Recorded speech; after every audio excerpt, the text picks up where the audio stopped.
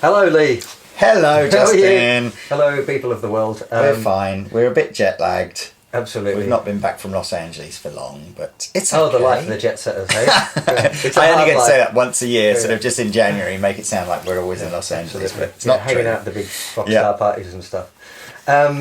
So, it's been a little while since we did a lesson, and you've been busy, as have I, and your practice has been sporadic? Yeah, pretty minimal. We've just obviously come through Christmas and the NAMM show and everything like that. So I would say any sort of structured practice over the last 4 weeks has completely gone out the window, and it's just been a case of grabbing a guitar whenever I can and sort of just keeping my fingers from seizing up. But yes. So I mentioned to you earlier, I thought a little bit about what I thought we should do. Yeah. But of course, it's much more important that you think it's what you should do. Otherwise you won't stick to it. So the rough idea was, one of the things, the last thing we looked at was looking at the minor pentatonic and the 5 patterns. So rather than just trying to bomb you out with all 5, I want to take it one at a time, have a little bit of a jam and play around with one pattern, learn about the licks, and because each of the patterns has got little things about it that work really well. You can, like all of the licks, I used to read about people saying, oh, you should learn every lick in every position. Yeah. But it just doesn't work. It's actually a pretty crappy idea, and I don't know how that perpetuated around guitar circles that you should learn everything in every pattern. Yeah. Because particularly in blues, the licks only really work in their home pattern. Very rarely do they kind of move around much. Yeah. So I thought that if we go through each one of the patterns and talk about what the cool things are about it, how it works, where the blue notes are in each pattern and that kind of thing, then you would have either 2 weeks, or depending on how you felt at your next lesson, we could extend it each one for a month maybe. It's not like we're in a massive hurry. Better to do a few things really well than to do lots of things badly. And as part of that, I'd like to do some recorded improvisation. So we'll just use some of my backing tracks, or we can bring some from Pete as well, alternate or something, and get you to have a play over it, and then listen together to the track and go, okay, how do we feel about that? What was good? What was bad? Sure. Just, I think recording yourself can be a real eye-opener. You know, it's one of the things that I think still improves my playing. When I did a session in LA just before I came back, and I had to do this relatively simple part, but it had to be uber consistent because it was kind of dancey. And actually it was really, I hadn't been playing a whole lot, and I found it technically really difficult. So, you know, it's like, oh, there's something I have to work on. It's great for that. It's the micro timing. I think when you're playing live or jamming or whatever like that, it's you can be a quarter of a second out and no one notices. Exactly. And then when you record it, listen back. But you say no one notices, but actually that is what we notice when we listen to Josh or Ariel or whatever, those guys. Part of what we're feeling is not just the notes, it's how beautifully in time they are. And I'd be sure that a lot of that has to do with the fact that they're recording themselves often. True. You know? True, so that's, sure. I think that's something that I think will be beneficial. Of course, all of this is pretty flexible. So that's to do with, so there I think was what I envisaged for doing for the lead stuff.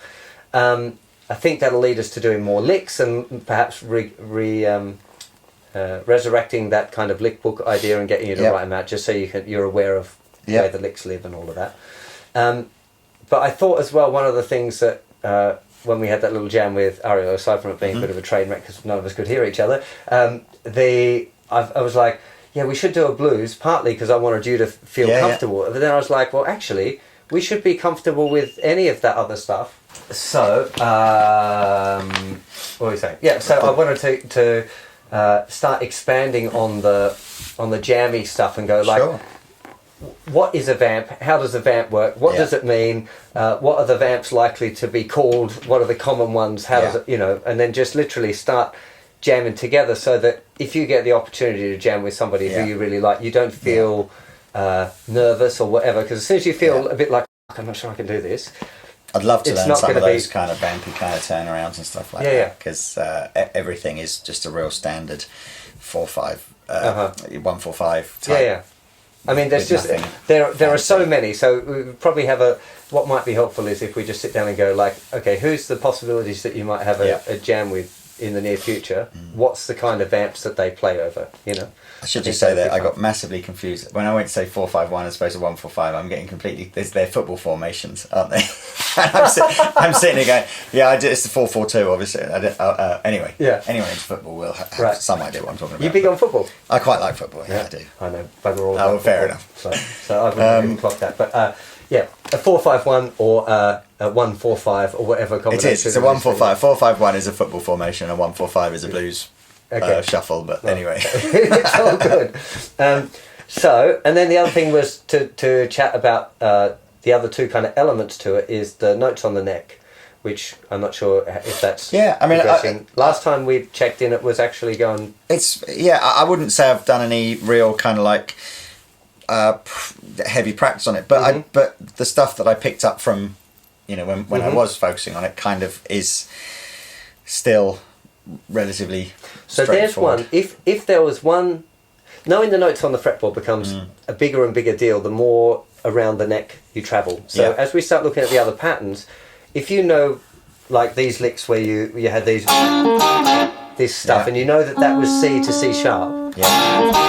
And you know that that's working. As soon as you're in pattern 2 and you can go, there's C sharp, suddenly it becomes, and it's not like learning the same lick everywhere else, it's just having these little, you can access these little ideas if you know that the blue note is the note E flat or D sharp when you're in pattern 2. You've got suddenly access to it that if you weren't really hip with the notes, it just takes a lot longer and you have to learn it like a visual pattern. Yes. Yeah? So, if you've got little 5-minute things while you're waiting for a spreadsheet to do its do or whatever, literally grabbing your guitar up and going, right, F sharp, and going through and trying to find the F sharps on each string and just up and back like that, or going, okay, what are the notes here at the 9th fret, and go, oh, that's a C sharp, and you know, just going through it and just naming the notes as you go down. That would be really, really super beneficial. And moving forward, like I said, by mid-year, I want you to know all of the notes on the fretboard, so I can just point to them and you can tell me what they are. Okay. That is completely realistic. Yeah. And you've got more than, even though you're super busy, you've got time to do that. I don't think it'll take 5 minutes a day, 5 days a week. Yeah. Maybe a month. So if you can get it done only every second day, you're going to be there in a couple of months. Yeah. So, music theory. Do you remember where you got up to? No. No idea. I'm completely struggling to make any sort of a breakthrough in why you have to do it. That was the problem last time. It's like, I don't understand why you're making me do this horrible stuff. It's anything. It's like, what even is it? You know, what is it? Why do I have to do it? What is the point? What is the point? Why am I insistent on it a bit? I kind of feel like this one is sort of a recurring issue that whether it's I just fundamentally something hasn't clicked yet. It's about what it even is. You know, what's the difference between you know, what is music theory versus just music. So how about no, and it's exactly the same, right? Music theory is trying to understand how the music works, because if you understand how it works, you can be more creative with it, and you can adapt it easier to fit your circumstance. I think of it a bit like if you're really into cars, there would come a point where you'd probably want to figure out how the engine works, or what a carburetor did, or how a piston did, or whatever, because if you understand those things, you can tweak them, you could fix them when they're broken, whatever. You just you would understand, even if you didn't do those things, understanding how it worked would be part of the experience. So that's kind of, you know, when it comes to theory for us, like knowing the chords in the keys really well is fantastic on loads of levels, predominantly for improvising if you want to jam over a thing, which is something that we're talking about doing, and we've already said one of the goals is to be able to improvise outside of a 12-bar blues into vamps and stuff. So if you can recognise 2 chords and go, oh, we're in the key of this, Yeah. straight away you know what scales you can use, what scale is going to work, and therefore you've got all of your licks, all of all of that stuff is, you're in solid territory, rather than just having to use your ears and guess around, which is possible too, but it requires a lot more practice to do it confidently. Does that make sense? Yeah, I mean, I don't know where I'm going to get to in the sense of I don't know. That feels like a long. It's not as long as you think. Well, as in just this idea of going, well, these are the two chords, therefore that's the key that it's in, therefore these are the scales that you can play. I just don't. Yeah, it just feels a long way away in the sense of just going, well, I kind of know, if I know some major scales and some blues scales, then okay. There's always so going to be what something. we're going to do, we'll do this off camera. We're going to go have a quick look at the theory course, figure out where you're up to, and then starting at next lesson, I will explain to you the next stage and go, this is the thing, this is why you should learn it, this is what's important about this thing, and then we'll figure out a practical way to do it. I'm pretty sure I got up to section 5 or something on yours, but I don't know that anything that I've read has made me feel like I understand anything any better than I did before I'd read any of it. Okay, that's really bad on my part, and means I'm not doing my job well enough, which is good for me, because I don't want people feeling like that. I want you to be like, oh, I've got it now, so I need to rejig how that works. Yeah, I don't know if it's the... I don't know if it's just that the way it's broken down on the site into very small sort of bite-sized chunks means that I'll read like one bite-sized thing and then go and do something else, and then it just I don't know whether or not I need. Let's go back to the start and go through how it works and why it works. Probably from around the major scale is where I'm thinking, like the understanding the chords in the key. That's like the most important bit. If you understand the chords in the key and how it works, it'll be really helpful. In fact, one of the jobs I've got to do this afternoon is to set up my piano, and believe it or not, next lesson you can do a piano improvisation. I mean, I genuinely, I'm not sure yet that whether reading something off a website or out of a book or whatever on theory, I think that might be something where it might just be a bit more handheld, a bit more physical to show you in the lesson. And maybe, because I did feel when we were doing the Rut Buster things, there were one or two bits where we presumably did the theory, where we touched on it, and it felt then at the time that it had made sense in a way that other stuff hadn't made sense in the past, and I haven't had that light bulb moment. I've been saying go and do the theory rather than taking you through. Okay, let's go back to the theory after class, and we'll just go through, work out where we're at, and then I'll make a plan of how best to do that. So, okay. Minor pentatonic patterns then. Let's go back to doing that. So where did you get to? That fortunately I did do some practice on that. Good. So, okay. Where's pattern 2 then? So pattern 2, if I have to start on the octave. Yes.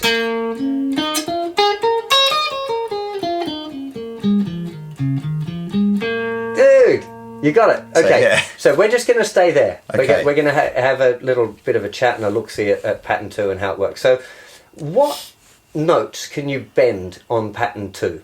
What ones are going to be good to bend on? I suppose anywhere where there's a tone, two semitone gap between the. Okay, a tone gap potentially. Although in fairness, I've not really. I mean, I would. Okay, now what you just did. I just gone into a major scale there. You went into that's the BB box, and if you're going to do those licks, your first finger would be here. Yeah. Yeah, so if you're in the key of A, and you've got your first finger here, that's all BB box, right? Yeah. If your third finger is there on the root note, and you've got here,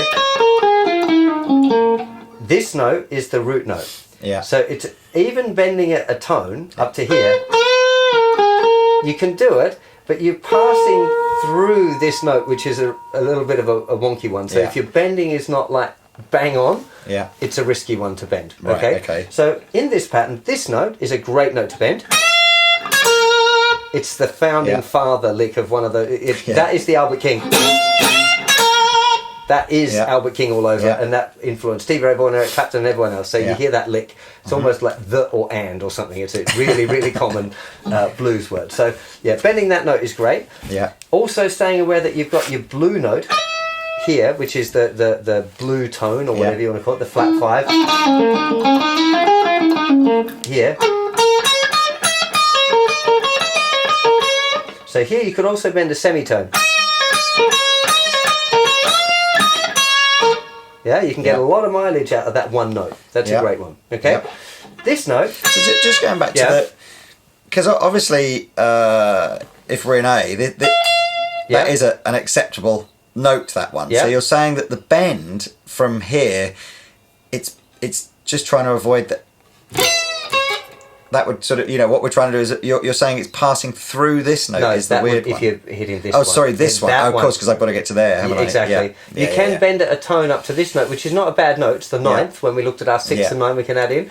But this note, that one there, that's... So if I just play an A and you play this one... Yeah. It's the worst note. It's the worst note that you can have. And if you're bending, because the B note, this just give me an A shuffle. That's it. So I can go. It's not great though, is it? It's not amazing. You can do a minor third bend if you want to do. Go. That brilliant. And go right up to that note, and that sounds very cool. You end up getting into that kind of David Gilmour kind of big bend stuff. Yeah. But again, you've got to be, if you're going to do it, you have to be like, your bending is bang on, otherwise it sounds really awful. So you have to be careful of that. So this, on the thinner string, you've got that one can go a tone, a semitone, play it. Now here, this is the great one for the curl, where we did all of that little stuff. That's now under the first finger. Okay. So you've always got like 4 notes sort of like... Well, actually more. That's it. And even just that last bit, this, you can get so much mileage out of that one little phrase. Yeah. It's a very, very common one. Just a...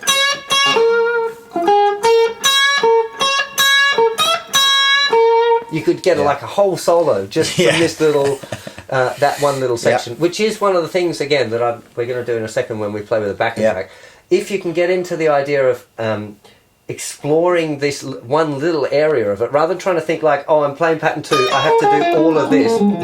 Because most of the time you're on the thin strings anyway. So if you can get hit with this, tone, semitone, play it, blues curl. Now the other one, on the A, you can use the C sharp. So far, in the blues, we've got this note, this note, this note, this note, this note, that are all good. Yeah. Yeah? Yeah. It doesn't sound as good if you just go randomly on them. It doesn't work, right? But within the context of licks, they're all available. Yeah. Yeah? Moving down the scale, this note is one, I don't think it's worth bending it, right? Just, you can, but it's just not worth it because it's too complicated, right? This note is a really clunky note as well in a blues, this note in between at the 9th fret.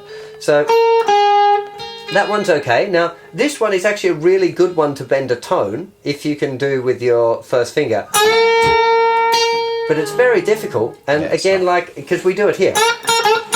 Yeah, of course, But to go, that's really difficult. I struggle to do that, right? So again, on the second string, you're probably not likely to do so much bending.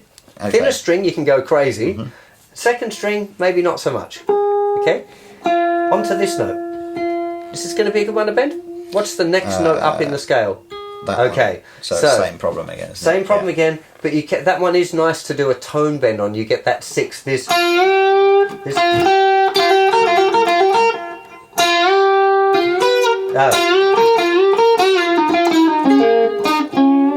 Yeah. So you're bending it up to this note. It's essentially the same as here to here in that box one. So we're bending up to here. Not to here. So so a tone. Yeah, a tone bend. That's it. And then there's your root note there. Yeah. Would give you this kind of... okay. But, again, that's the phrase. Yeah. But it's difficult again. It's not a normal pentatonic note because you're bending to a note. Like, you don't even bend that one to this, like... It's kind of technically difficult. I quite like the sound of it. I'm going to practice that later. But it's a little bit unusual. Yeah. Okay. That note again. This is the same like that. In box one, we bend it a lot, but again, if you're here, it's just awkward under the fingers. So it's not one that we're likely to do a whole lot of bending on. Yeah. But do note that we've got the blue note exactly. Because I love that the sound of it, like.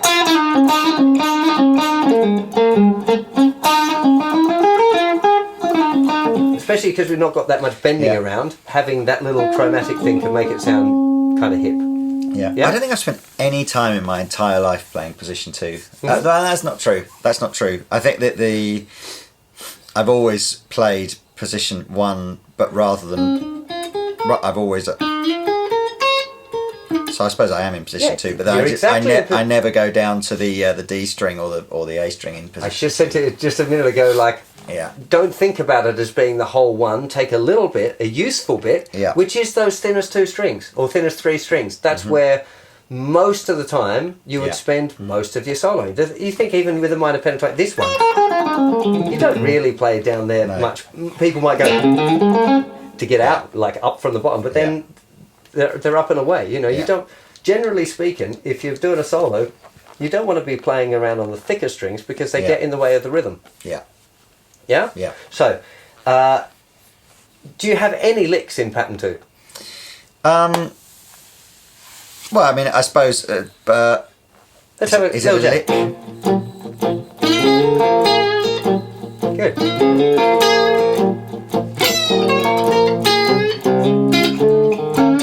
I'll go back in the pattern. That's all right.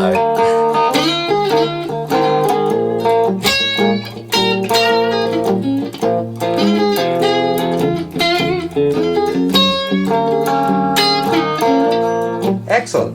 Something like that. Yeah. That's cool. What's going on with that? How are you feeling with it? Yeah, I mean, it doesn't feel like I've.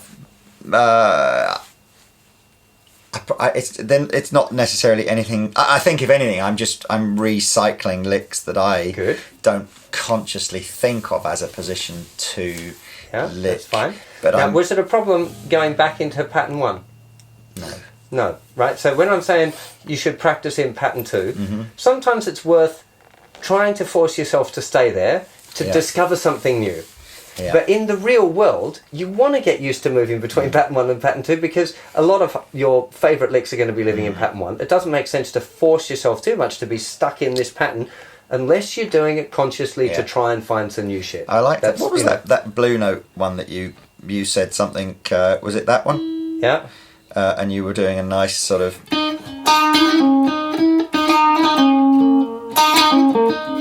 Oh. Yeah. Is there a... That's it. It's nice. Try it. I gotta find it. Is there... Is it more something you play over the D, or would you say... No, you still... Yeah. Oh, there's a bend there. Nice.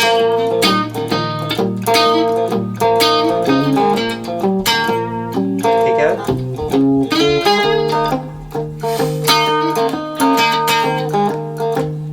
Oh dear.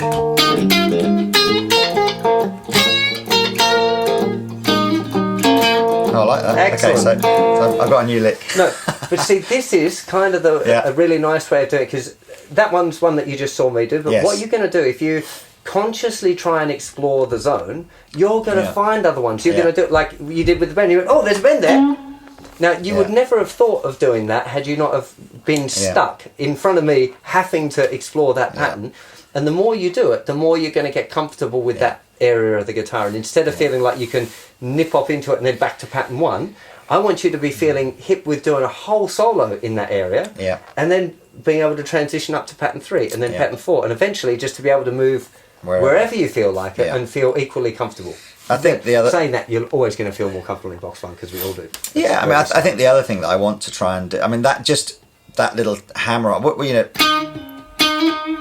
you... What was the technical term for that? Is it the hammer on, flick off, whatever. Sure, but trying to just... Instead of always looking to either play a note or bend it or whatever, but...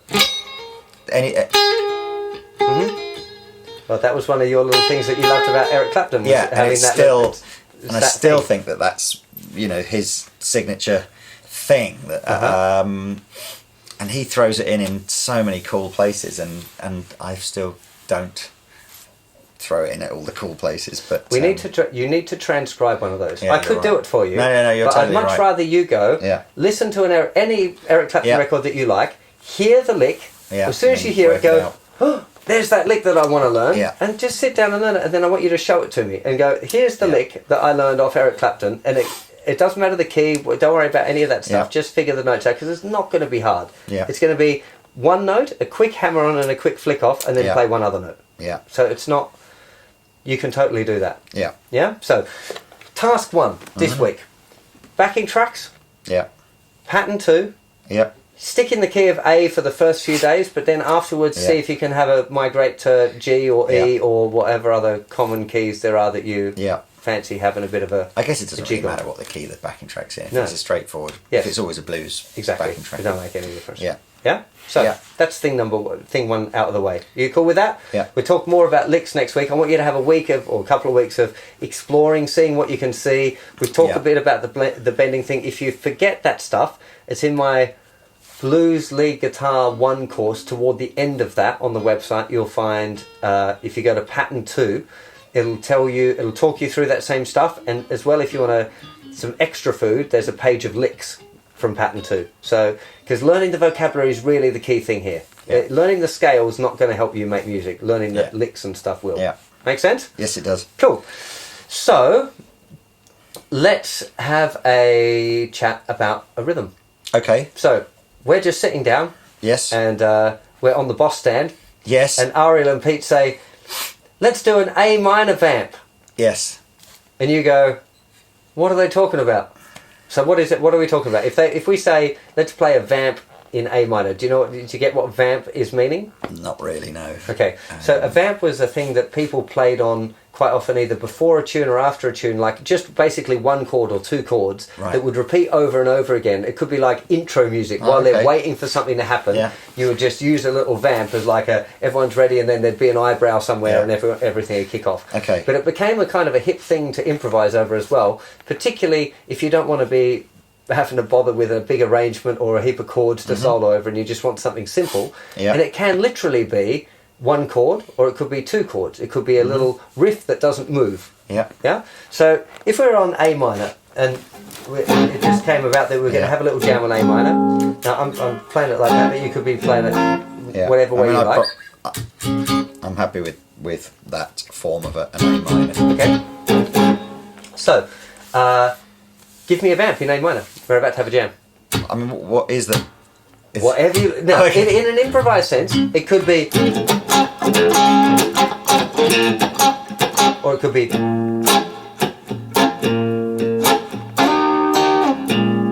Okay. Or it could be... Whatever. Whatever, okay. It's an improvised jam. How? I've got a Whatever... key. Yeah. All right, That was okay. just one I gave you. I just wanted to see what... Yeah, what- I I mean, want to see what's in your bag. mate.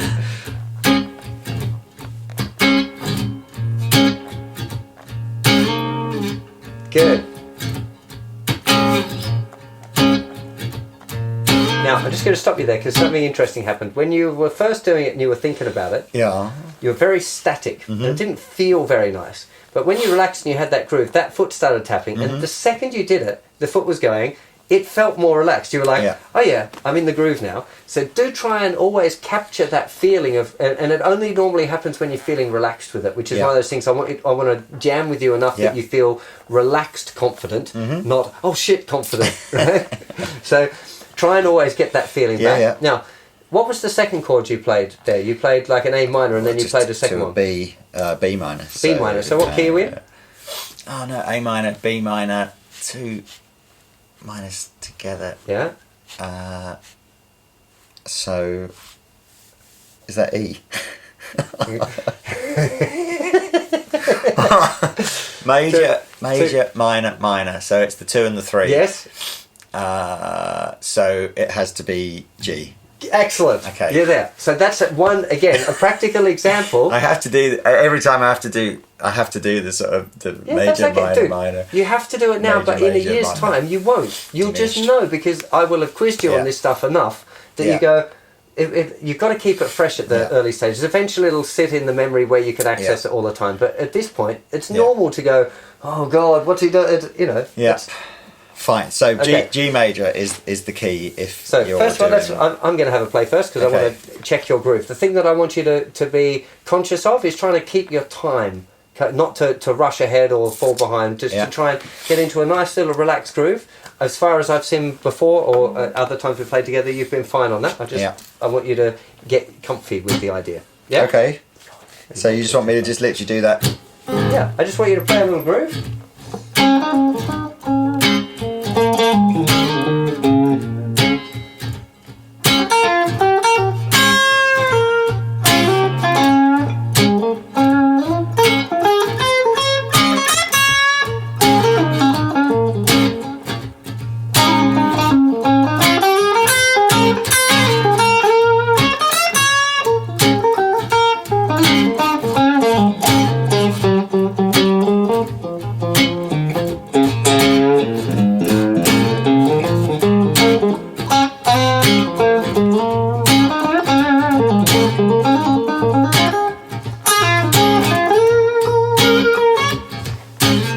Excellent. That's all cool.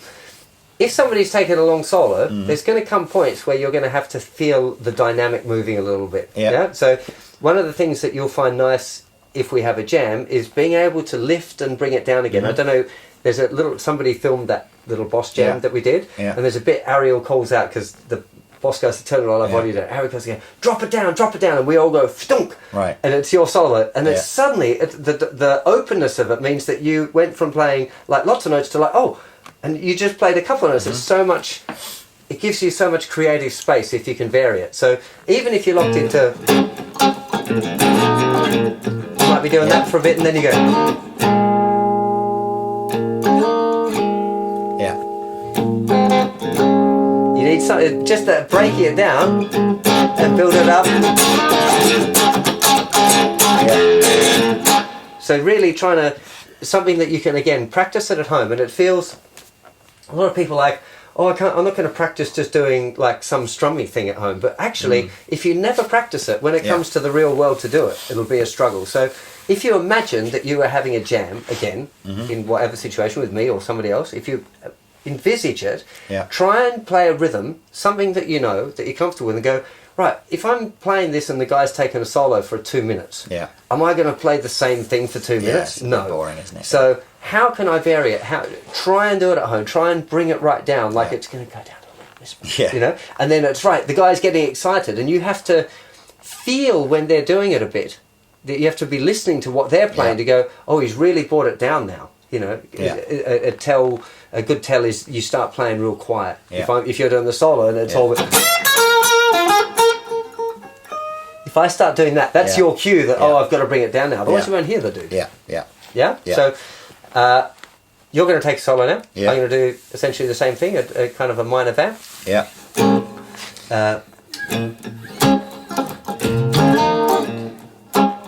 And this is still G major, isn't it? It's A minor pentatonic scale.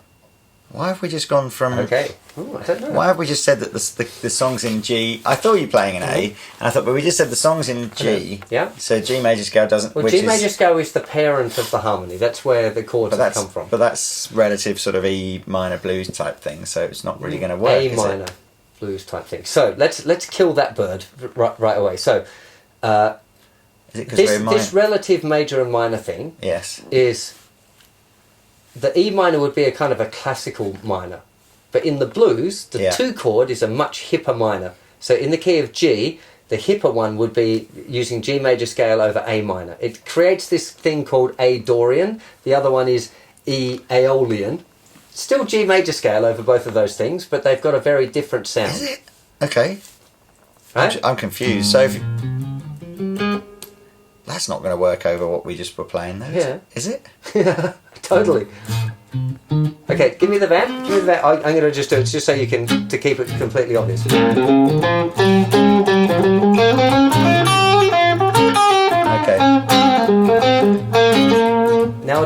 2, so it's a bit more familiar again.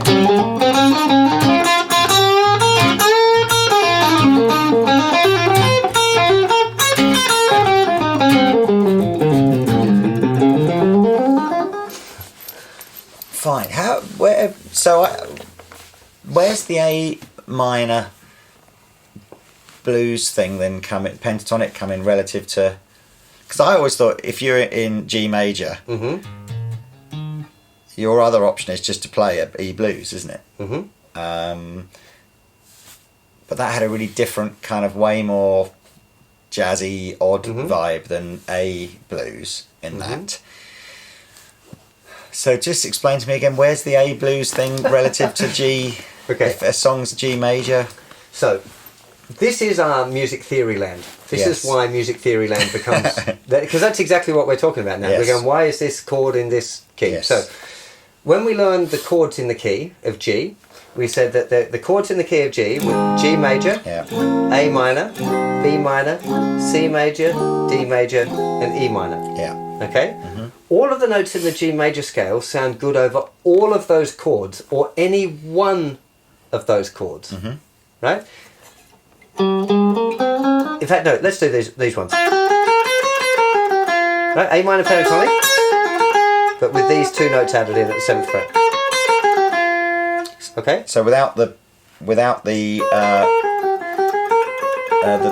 B note and that you're playing, so that's not. This would be minor pentatonic. Yeah. Yeah. If we add these in, it's G major scale. Oh, okay. Do, re, mi, fa, sol, la, ti, do. Okay, but in this case, I don't want you to worry about it too much. I just want to prove the case. Okay. So the notes on the 5th fret, 7th fret, and 8th fret. Yeah. So Is that you or me? That must be you. It's up there, isn't it? is it a phone ring or something? I think so. Is that your mobile on the top of the desk? Oh yeah, or whatever. Anyway, let me just make sure mine's on silent. Okay. So minor pentatonic scale. But you can add these 2 notes in if you want. Okay. Okay? Yeah. Here we go. A minor first, just because it's the easiest one. Yeah. Ready? 3, 4. Just the thinnest 2 strings. Oh, you want me to... 5th fret, yeah, that's it, and 7th fret as well. Yeah? Okay.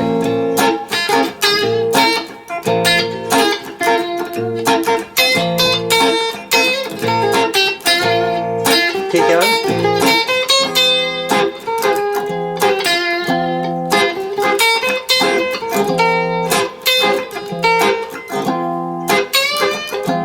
Keep going, that's it. Bad, isn't it?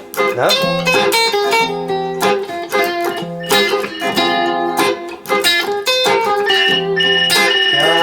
Bollocks. So, same strings, same thinnest 2 strings. What was different when I went to the E minor? Because I did the first jump was all A minor. Yeah. And you were doing this, it all worked. Yeah. And I went to E minor, and you were still using the same notes, and it all sounded cool, but it sounded different, didn't it? Yeah. Had a different flavour, but it's still good. Yeah. Less bluesy, maybe. Less bluesy. Okay. Same thing again. Same set of notes. Ready? Yeah. 3, 4.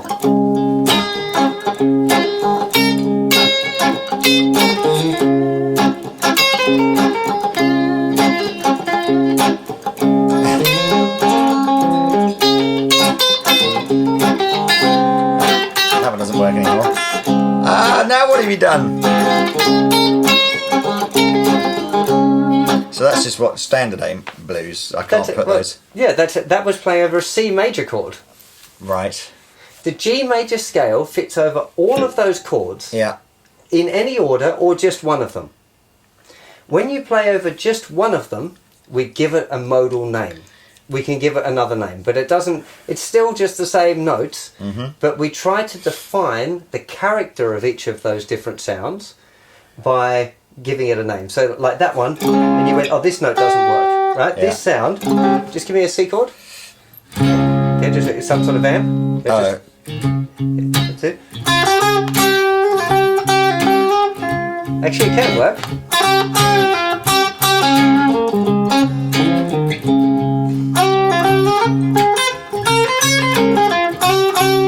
Okay, it's very dark, but we're like...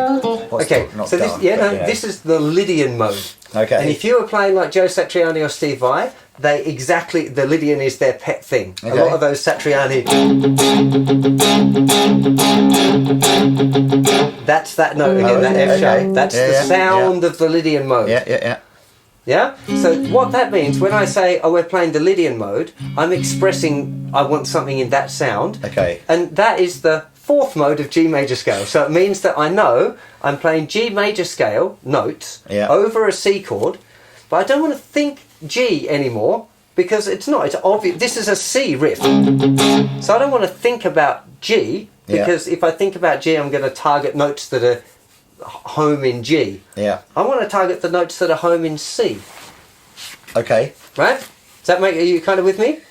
Home in C, I don't know, not really. Okay. So this no. I want to. We're on the cusp of this. Yeah. So give me a G chord. Okay. This note here is the note C. Yeah. It doesn't sound very cool over that G chord, does it? No. It's in the G major scale. You can hear it going. Yeah. It's pulling to that, isn't it? Yeah. So if I was thinking of C while you were playing that G chord, if I was thinking C, I'd probably hit the C, and it doesn't sound good. Yeah. Correct? So I would think over the G chord, I'd want to think of G things. Right. And G notes. If you were playing the C chord, and I play this note, which is in the G chord, it sounds great over the G. Yeah. Now, give us just vamp it a little bit, strum some chord tones.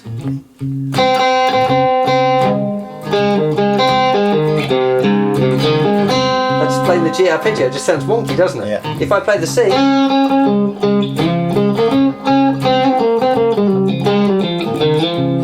if I think about C notes, it becomes so it's all still the G major scale. Still just the G major scale. I'm targeting the C. So I'm aware, I'm thinking of C things. Yeah. C is my home. And it's not like, I should point out, it's not that I'm thinking about it. Do you think, should I be practicing major scales and calling out the notes as I'm playing them? No, you don't know. And this is what I'm just about to get to. So I'm not thinking about it. I know that it's this because I'm a music theory geek and I understand all of that shit. But it's not. I'm just using my ears to find where the home is. Mm-hmm. Yeah, does that make sense? Mm-hmm. So when you're playing the G major scale over one of those chords in the key of G, you have to allow yourself to find where the home is and where the good notes are, which you did really well when I went to the E, and you probably don't even realise it. But when you were doing the A minor, you were targeting here and here, normal blues stuff. Yeah. As soon as I went to the E, that was your target note. Yeah. You were targeting it over and over again, and you avoided this note completely. Mm-hmm. I was like, does he know does he know that he's doing this? Evidently you didn't really know that you were doing this, but you were just going,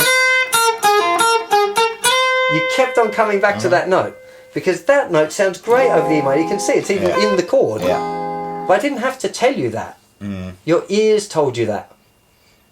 Does that make sense? Yeah. Now, the flavour of the Aeolian mode, which is the sound of the G major scale played over the E chord, the E minor chord, and the Dorian mode, which is the sound of the G major scale being played over the A minor chord, have a different flavour.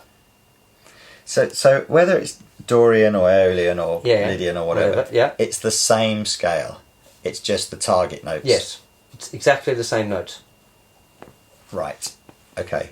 I'll show you a little example. No, I mean, I'm in my own head. I think I've always just assumed they were all different scales. Exactly, but they're not. It's the major scale with a different tonal centre, and I'll just show you, give you a little example of this now. So if I look at that little pattern, we've just established that's part of this G major scale, like that 3-note string one that you learned last time. Okay. If I use those notes over the what's the best way to demonstrate this? If we play over an A minor chord, this is part of the G major scale, so it'll be a Dorian sound. Right. Yeah. Mm-hmm. If I wanted to have a different sound over the A minor, say the Aeolian mode, right? Mm-hmm. I would have to use the C major scale to play over the A minor, and that would give me an Aeolian sound. It'll be the same shape. I just want to show you the same shape, visually the same shape, in two different places, so you can hear how they sound different. A minor vamp, please, Lee. Okay. I want to play this through rather than talk about it too much. Here we go.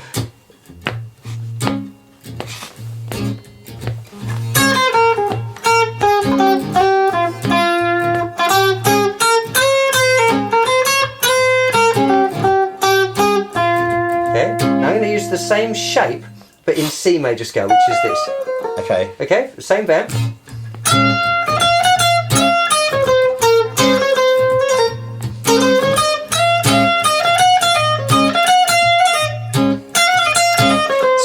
But that still works, though, doesn't it? It Just works, with a different but flavour. it's a different flavour. That's all it is. All of this modal shit is a different flavour. And why the G and the C? Because remember, you can't just keep doing that, can you? In any key, and some keys just won't. No, but the work. chord's in the key. Right, because That's why we have to learn the chords in the key. Right. We can use the G major scale over a G chord, and it's G Ionian. so if A minor's in the G, right? So you're basically saying that. So you could do G, A, B minor, C major, C, but, D major. So what D happens minor. then if you play a B minor scale? Well, no, that's B minor chord with the G major scale? Sounds great. Yeah, I suppose. Yeah. Right. Sure. Go.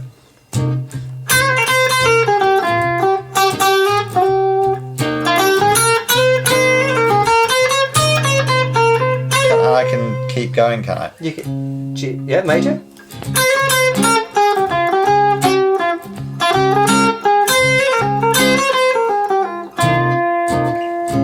Any of those will work.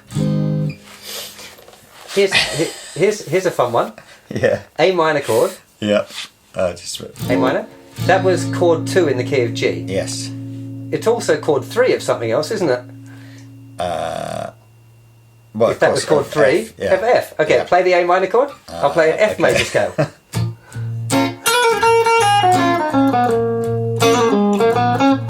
that's horrible. But no, it kind of. So what do you call that one then? Phrygian mode. All right. Okay. Yeah. But that's F major scale over the A minor. Fine. What else is A minor should be in 3 keys, shouldn't it? Because there's 3 minor chords in the key, right? It was on 2, 3, and 6, Fine. wasn't it? So if it's So I could play, if it was the 2 chord, it was G major scale. If it was the 3 chord, it was F major scale. If it's the 6 if it's the chord, 6, it's oh man. So I'm just trying to think where the relative position of it would be. So if it's here, it's going to be the 5th and the 4th and there. good. So what's that? C. Ah, dude! Hey, it's getting there. So C major scale. Give me the A minor again. Okay.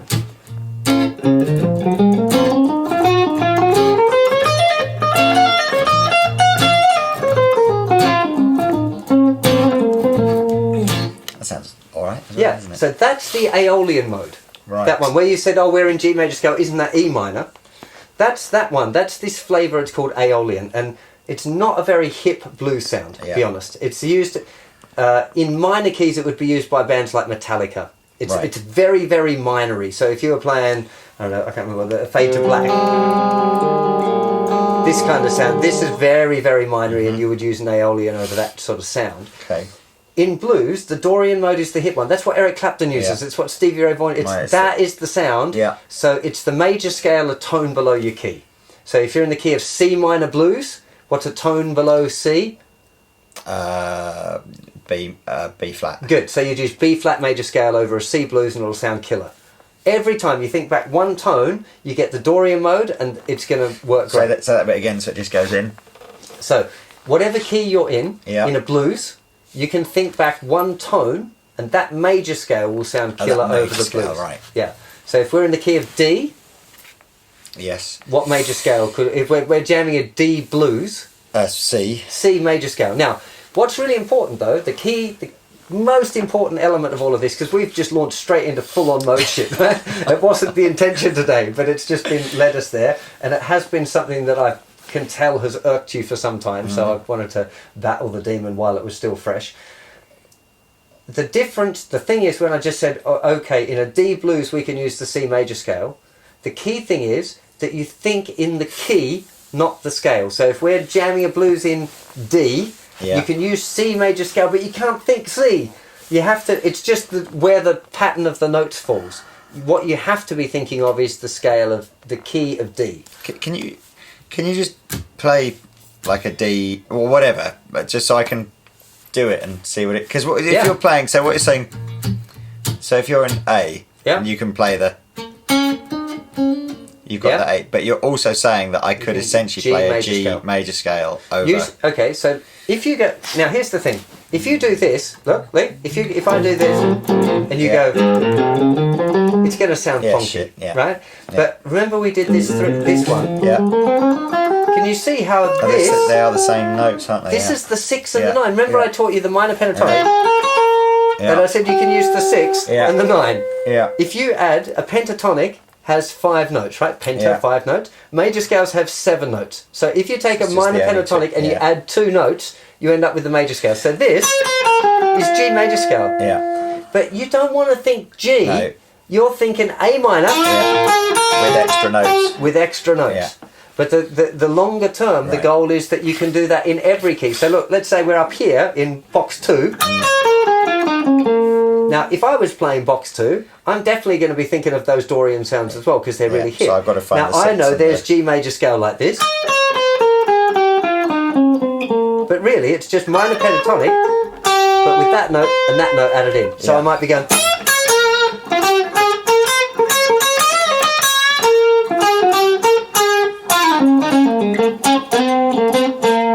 And but it's still, I'm thinking A. Yeah. Every ounce of my playing is in A. I've just added in these 2 notes. Whoever invented all this, complicated it so much. It'd be so much easier if they just said, just think A and just stick those 2 extra notes in. But that's what I taught you. That's how I taught you. Yeah. Remember, that was the first thing we did back in Rutbusters, was here's these cool notes that you can add to the minor pentatonic and make it sounding hip. Yeah. But now we're getting to the point where if we're going to start deviating from our standard blues, it makes sense to understand actually what's happening there. The fact that by adding those 2 notes in, we're actually expanding into this modal stuff. Because that's what you've done it already. You've been using this Dorian mode stuff. I just don't want you to be scared of it and go, oh, it's called the Dorian mode. Oh, shit, it's all complicated now. Yeah. No. You've been doing it for ages. Yeah. Okay. Okay. Now, all of that stemmed from, let's do a vamp on A minor. Yeah. And then we added the B minor chord in. Yeah. The reason it sounds good to do A minor to B minor is because A minor and B minor are in the key of G. So essentially what you were doing there, if you were talking to Pete and you wanted to do this jam, you could say, should we have a jam in A Dorian? Yeah. He'll shit his pants, probably. Right? But that's what you're doing. That's saying, I don't want to just play in A minor, I want to play in the type of A minor that uses this sound. If you were doing that kind of vamp and it just felt like you wanted to throw another chord in, are you just throwing anything from the G major? Mm-hmm. Right. Okay. So, really cool one would, again, the other chords in the key of G major were G major, A minor, B minor. We've just tried B minor. Yeah. C major, D major. So what if we did A minor to C? We could have...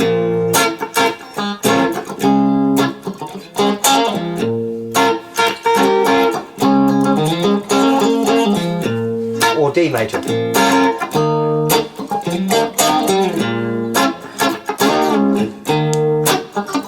even E minor.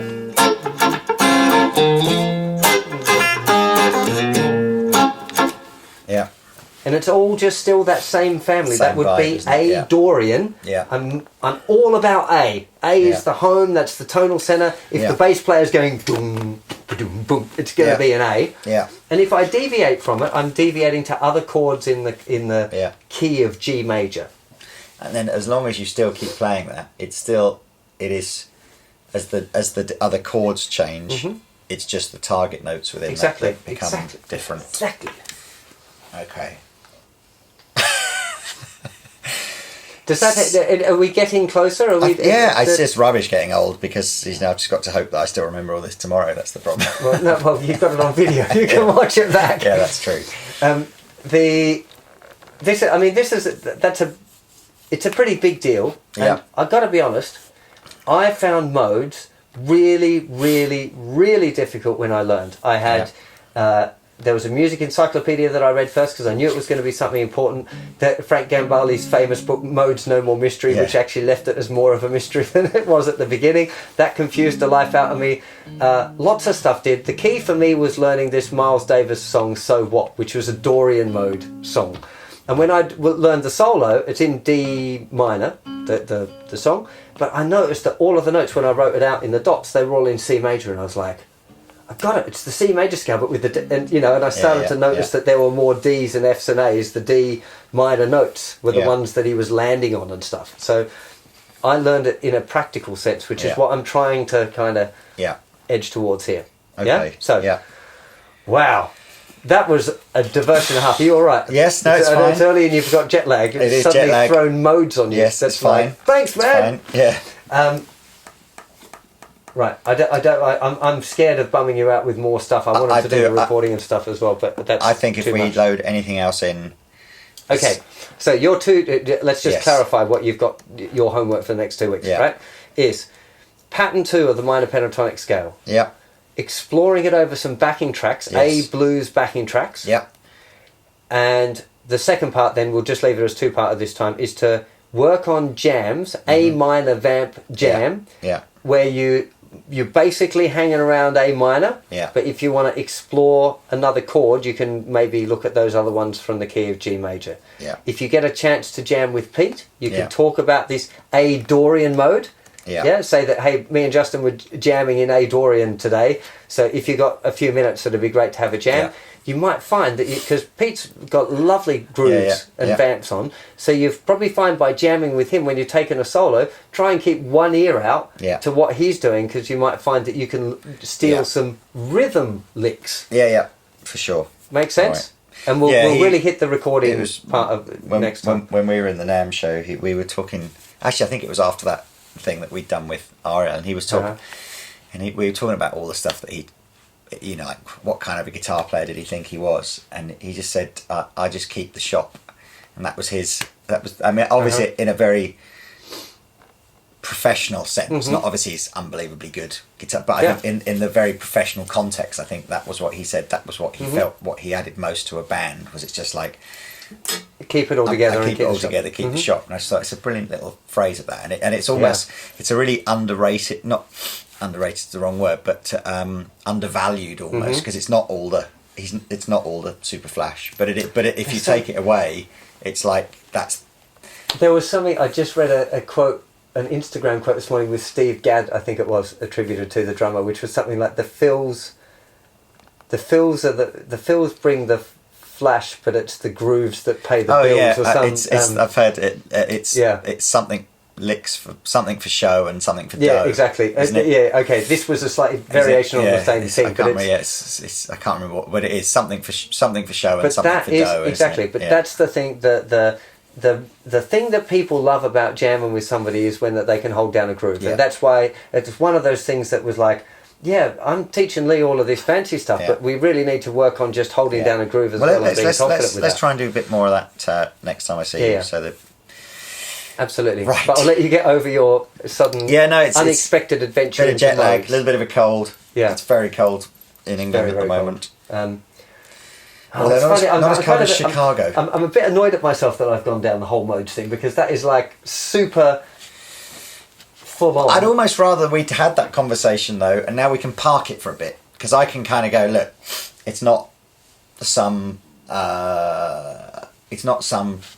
horrendously complex thing that I absolutely have to learn at some point or other. It's just a change of tonal centre. That's the easiest way to think. Like after I learned it and had digested it, it was like, it's so simple. Why couldn't I have understood this before? But it's every time I try and teach it, there are so many blocks that I both in your thinking of it and my explaining of it. The blocks are going to be trying to physically go, well, okay, that scale over that chord makes it the Aeolian. I can imagine that being terribly there's a lot of I've got to really learn that. But just fundamentally going almost, don't worry about all that. Just worry about the fact that if you're playing that scale over that chord, you've got to listen out for maybe some different target notes, and then that's probably enough for me for the next 3 years. I think we'll have conquered it by the end of the year, to be honest, because you're really good at listening, and that's the most underrated thing in guitar is the ability to listen.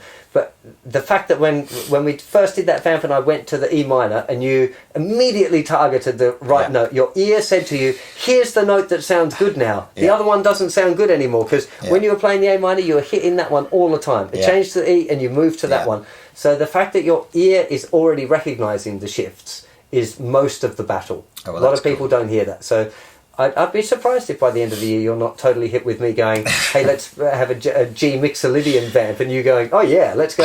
Well, let's wait and see. Let's not create too many expectations here, but it would be nice if we could. Nice. I'm looking forward to the fact that hopefully from January through to November now for me, life is slightly back to normal, and hopefully I'll get that half an hour a day routine back in, maybe a bit more, but anyway. That'd be awesome. All right, mate. Good to see you. Yeah, it's great to see you too, man. And it was great hanging with you in America as well. No, Very absolutely. cool. It was super cool fun. Okay, bye-bye everyone world. Forgot that they were there for a second. Yeah.